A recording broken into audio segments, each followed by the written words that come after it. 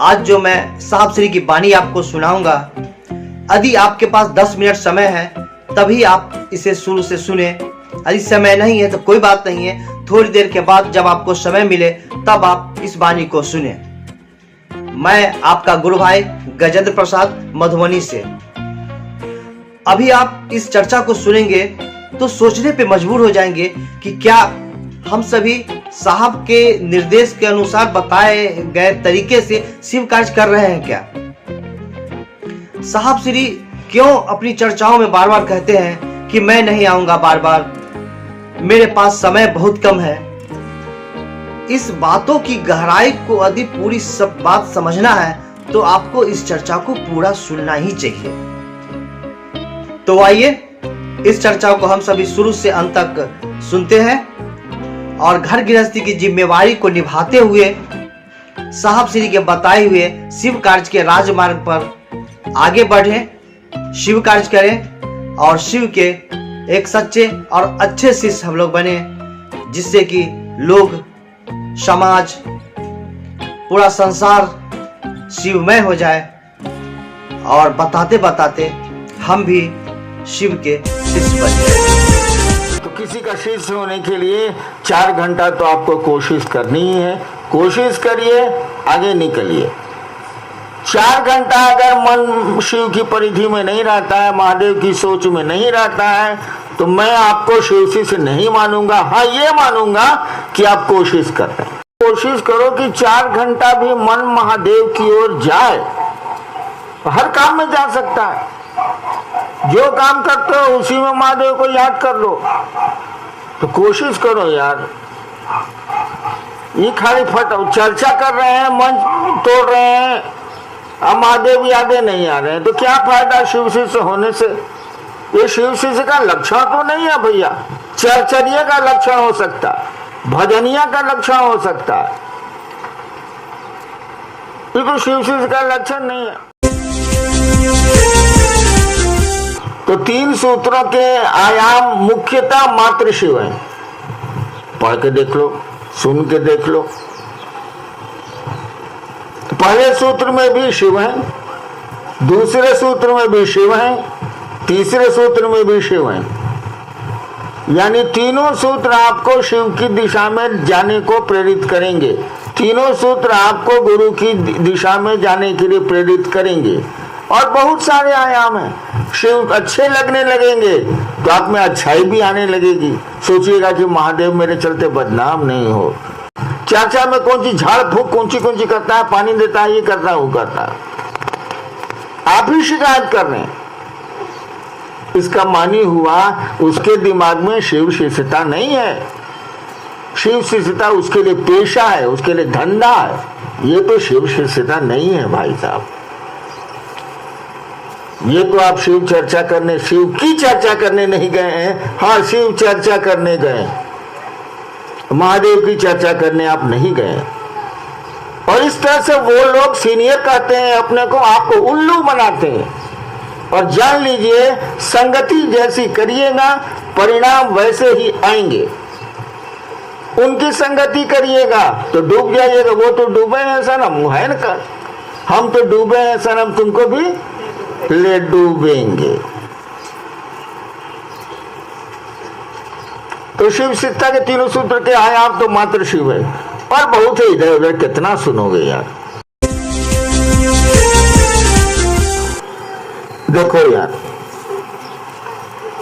कल ही मैंने कहा था कि सारे शिव शिष्य जो आज घोषणा कराए हैं या परसों कराएंगे, शिव की परिधि में, शिव गुरु की परिधि में, शिव की परिधि में तो सब हैं।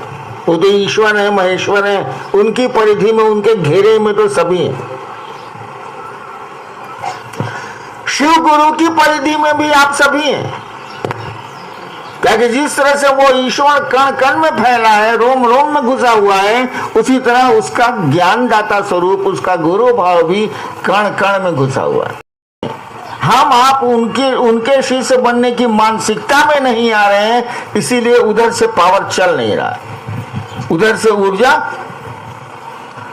ऊर्जा चल नहीं रही।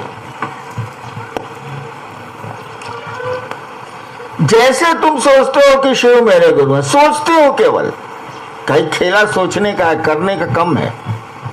जैसे सोचते हो कि शिव मेरे गुरु हैं, उधर धड़कन शुरू होती है। वो वेव्स, वो तरंगे जो तुम्हारे भीतर और चारों बगल हैं, वो तुम्हारी ओर मुखातिब होती हैं। तो शिव के परिधि में तो सभी हैं। लेकिन शिव गुरु 7000 साल से कुछ लोगों के हुए हैं। 121 पर सूची रुक जा रही है, उसके ऊपर सूची बढ़ेगी ही नहीं। सोचो 7000 साल से 121 आदमी महादेव का चेला हुआ। वो भी हुआ कि नहीं हुआ कहानी है। 7000 साल में जो हम लोगों के पास किताबें हैं या जो प्रमाण मिलते हैं, 7000 साल में 121 आदमी महादेव का चेला हुआ नहीं हुआ है, तभी कहा जा रहा है। तो इस बार महादेव ने खुद ही चाहा है कि वो गुरु बने, और मुझको उन्होंने कहा 7000 साल में, पहले कहा होगा तो नहीं बोला होगा, हम नहीं जानते, कि तुम जो करते हो दूसरों को करने को कहो। मैं उस समय शिवसी से बनाता था। मैंने महादेव को कहा 86 में कि मैं शिवसी से बनाता हूँ। अब फंस के कहा, बेवकूफी में कहा कि कर रहा था, उसके चलते कह तो दिया। अब मैं सोचता हूँ कि अब मैं क्या करूं, कितने साल तो बीत गए। तो मेरी चाहत है कि आपको मैं शिवसी से बनाऊं, आपको मैं महादेव का चेला बनाऊं। मैं फंसा हुआ हूं यार, मैं क्या कर सकता हूं। महादेव को ही हमने कह दिया था, आप गलती से कहा हो या सही से कहा हो, स्टेटमेंट ही स्टेटमेंट। तो मैं चाहता हूं कि आप शिव की ओर बढ़े, शिव गुरु को अपना गुरु बनाए, आप शिव शिष्य बने।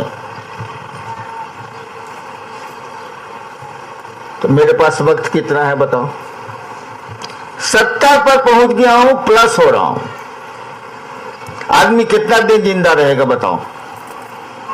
पांव थक रहे हैं, शरीर थक रहा है, पुरानी गाड़ी है, साला ढेक्चो ढेक्चो ढेक्चो कर ही रही है। कभी इधर नट कसते हैं, कभी उधर बोल्ट कसते हैं। तो मेरे पास समय कम है, तुम्हारे पास हो सकता है, मेरे पास समय कम है। तो मुझको डर लग रहा है कि मेरे जाने के बाद कौन तुमको चाहेगा कि तुम शिव के शिष्य बनो। बड़ी मुश्किल है।